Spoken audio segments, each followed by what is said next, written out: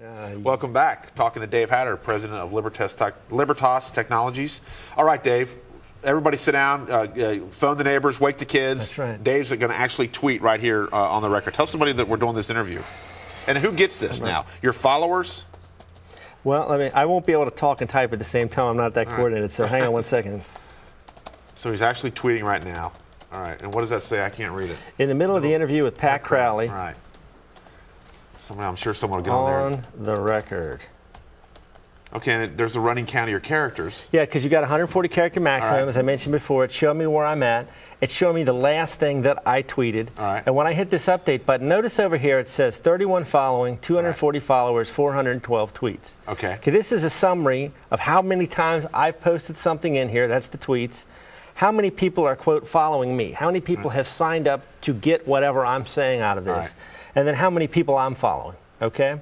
So when I hit update, it's going to not only show up on my Twitter page here, but the people who are following me will see this show up on their page, and or it may be text message to their phone if they're set up for that. And what's the function of this? What's the value of this? And what do you see as? That is an excellent question, Pat. I got to tell you, like I said, I was a very, very late adopter to Twitter, and only when I realized there were so many people using it that I go, well, okay, why not? I don't think there's a lot of value in Twitter, and I don't think Twitter has a long-term future. And when you look at its adoption and drop rate, I think the trend pattern is already there, and here's why. I can come on here and I can brain dump a 140-character message. Yeah. And generally what I'm doing with this is either frankly, I'm telling people about things like this. Hey, I'm going to be on TV, watch this show. Hopefully there'll be some good information for you. And I use Facebook and LinkedIn the same way. I'm trying to find articles about the nexus of business and technology that you as a business person wouldn't know about because you're not me. You know, things that would help you save money, things that look out for this, be aware of that, don't fall prey to this kind of thing that you wouldn't find because you're not reading the kind of technology stuff that I read. And I try to put that out there just to be helpful to people and hopefully to sort of do what I would call, personal branding. Yeah. To make it seem like Dave is a knowledgeable, helpful guy and would be someone good to work with if you wanted to acquire my kind of services. If you're really famous, and or if you're an organization where things change rapidly. Like I happened to be at Shea Nora for a chamber event last night. All right. They've got a Twitter account set up, and I could see where, if you signed up for their thing, they're telling you the daily specials and stuff like that. Right. I could see that. Chamber of Commerce, Inquirer does Twitter. Yep. I might be interested in issues coming out from the Chamber of Commerce, but for a regular person like me, how interesting can I really be? That's what I've seen really. Some of these things. Hey, I'm going to get a cup of coffee. Who cares? You're right. I could care less. If you're really famous, then maybe someone cares. Right. That's why I think, if you look at LinkedIn or Facebook or MySpace or any of the other larger sites out there, like with Facebook through wall posts has the same capability as Twitter, but it also has all this other capability. You post something, I share it with my network, sharing photos, playing games. There's all these other inherent capabilities in Facebook that Twitter doesn't have, and same with LinkedIn. So my personal belief is that eventually Twitter will be bought by one of these bigger players because they'll want the audience that's already on Twitter and they'll just fold it in because, again, there's really nothing you can do on Twitter that you can't do on these other tools, but they bring a lot more to the table. Now, do you see this? Let's go put your political hat on. You're still on the executive committee, right? Kent County Republican Party. You've been the technology guy forever. Do you see Twitter starting to become in politics? I know a lot of Governor Beshear's tweeting. Almost all these campaigns now have Facebook. Trey Grayson, who's been very good running for Senate, has a Facebook page or MySpace, one or the other. He does a lot of blogging. Yeah, are you seeing Facebook. more and more of this in politics? Well, again, a lot of this overlaps. I think, because it's a way to reach out to a large number of people in a short period of time. If you build up a following on Facebook, let's say, not only can you send these little brain dumps or say, hey, I'm going to have an event, come to my event or whatever, and, let's say that you have 100 followers, and each one of them has 100 followers.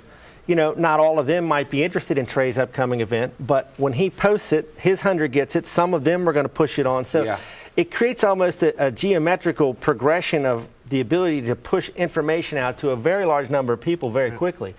Very cheaply, right? Well, very cheap. Costs nothing to get on Twitter? It's free. Right. Now, I don't think in most cases for like a serious political candidate or a business, it's going to replace your website because you still have certain, it's somewhat rigid in what you can do and the amount of information you can put in there. But it's a great way, everyone that joins Facebook or LinkedIn or any of these tools has opted in for information. When they connect with you, they're basically saying, I want information from you. Now, they may get too much and they may decide to defriend you or whatever, but they've essentially opted in. So now you have a mechanism to give them information in a timely fashion on whatever frequency you want. They can easily share it, and then you can use it to drive them to your website. Let's call up a Facebook page. Call up yours or Trey Grayson's or somebody. Don't call up Trey's, and we'll have to do the other side too. I'm not that interesting. I mean, we could find someone famous out here. Right? Yeah. Okay. Put a Facebook. Like, who do you think has a Facebook? Does Chad Johnson have a Facebook? I'd be surprised if he didn't. What Dan Pelfrey said, don't call up Chad Johnson. Why is that? I don't know, because he doesn't like the Bengals. Who knows? Chad was on that HBO show last night, which is here on ICN6. If only I could type. Outstanding. But, we were talking about this, Dave, you were on the morning show one day. So what do you see here on Facebook? What do you get? You get their friends and you get... Well, can you automatically start corresponding with the guy? I mean, can I get on there and correspond with an NFL receiver? Well, maybe. Yeah. It depends. Most people set it up so that you have to... They'll show...